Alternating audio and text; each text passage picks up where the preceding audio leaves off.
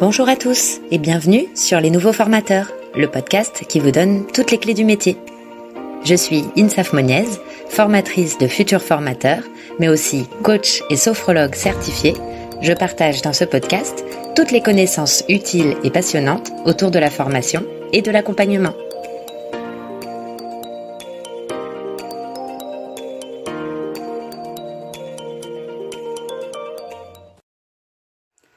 Aujourd'hui, je voudrais vous parler de communication, et plus exactement, comment mieux communiquer grâce à la PNL. La PNL, c'est l'abréviation de programmation neuro-linguistique, qui est un ensemble de techniques de communication qui passent par des outils linguistiques, mais aussi par l'utilisation de nos 5 sens et de notre corps pour permettre aux individus de se programmer et développer leur propre modèle et schéma de réussite.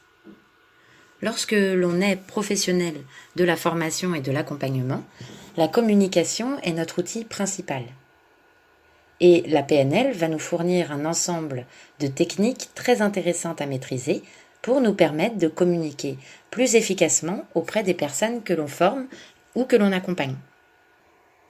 En effet, chaque individu est différent, ce qui rend la communication parfois difficile et pas toujours efficace.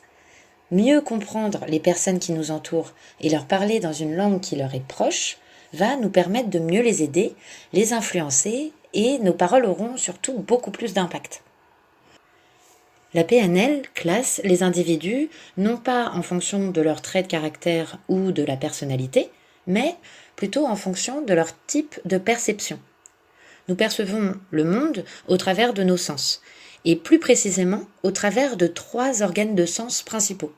Il y a le visuel, les personnes auditives et les personnes kinesthésiques, donc qui se rapportent au toucher. Et ce sont au travers de ces 3 organes de sens que nous percevons la majorité de notre réalité. En réalité, nous utilisons tous et en permanence ces 3 canaux sensoriels différents.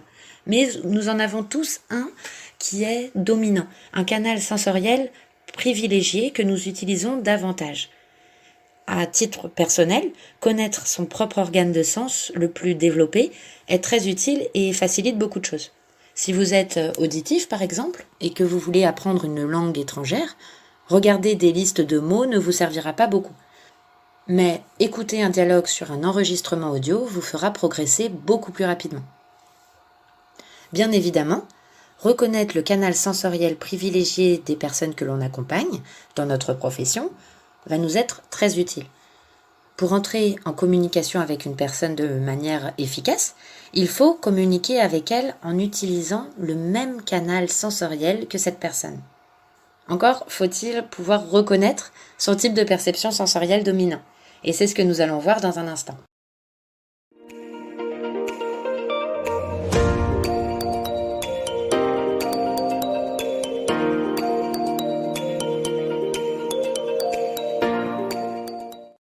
Tout d'abord, les visuels. Les visuels sont donc des personnes qui vont utiliser majoritairement le canal sensoriel de la vue pour se représenter le monde. Les visuels vont avoir une tendance à garder une certaine distance physique avec leur interlocuteur, tout simplement pour avoir un champ de vision plus large. Ils vont préférer par exemple se mettre dans le fond de la salle pour avoir une vue complète de la pièce, ou garder même 1 mètre de distance pour voir leur interlocuteur de pied. Les visuels vont utiliser un vocabulaire qui tourne autour de la vue.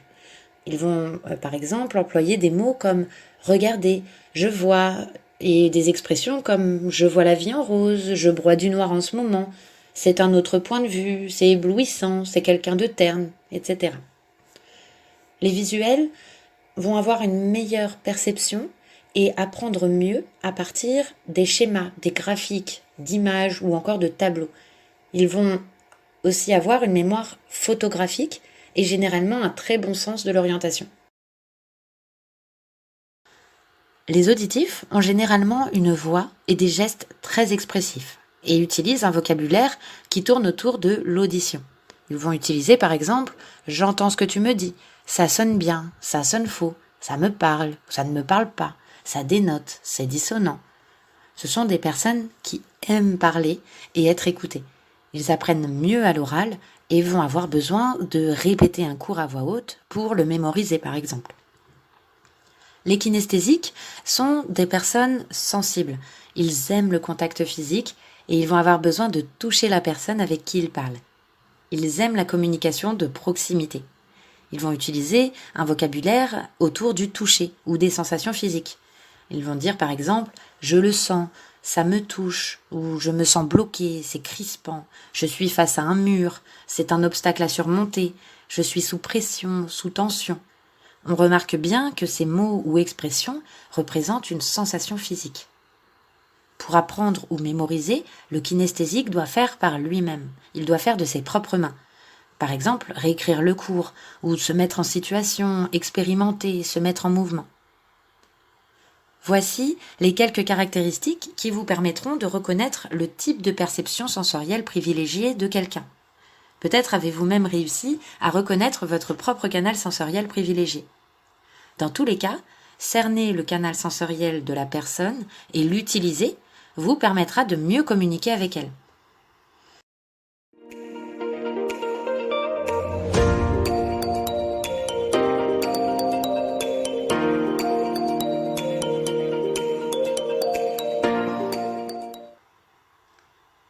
Dans le cadre d'une formation, si l'un de vos apprenants a des difficultés d'apprentissage, en reconnaissant son canal sensoriel préférentiel, vous pourrez vous adapter et utiliser ce même canal pour l'aider à mieux comprendre.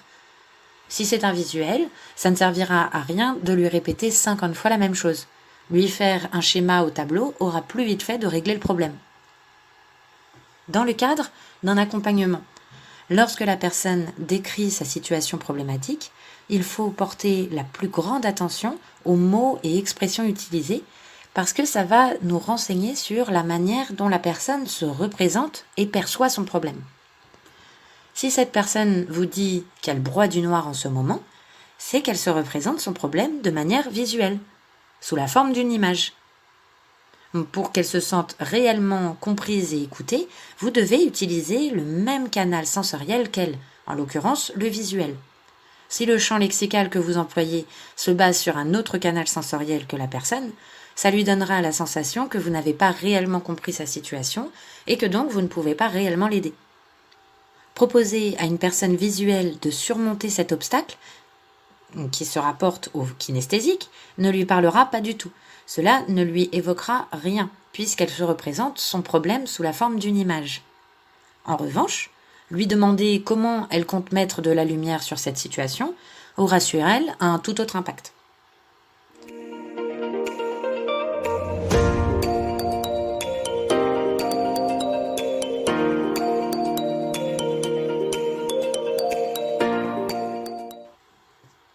Pour résumer, il faut adapter son discours, son vocabulaire, en fonction du canal sensoriel de la personne que l'on accompagne. Cela permettra de créer une sorte d'osmose avec votre interlocuteur. Il se sentira mieux compris et en retour, il vous comprendra mieux, il vous écoutera mieux. Ce que vous lui direz aura beaucoup plus d'influence sur lui. Il s'agit bien entendu d'une influence positive, il ne s'agit pas de manipuler qui que ce soit, mais de l'accompagner vers l'atteinte de ses objectifs personnels. Pour mettre en pratique ces principes, vous pouvez vous entraîner auprès de votre entourage à reconnaître le canal sensoriel de vos proches dans votre quotidien. Vous verrez que vous en apprendrez davantage sur eux. Prêtez attention aux mots qu'ils utilisent en partant du principe que le choix des mots n'est pas anodin et on ne choisit pas un mot ou une expression au hasard. Cela nous renseigne en fait sur la manière dont notre inconscient se représente notre réalité.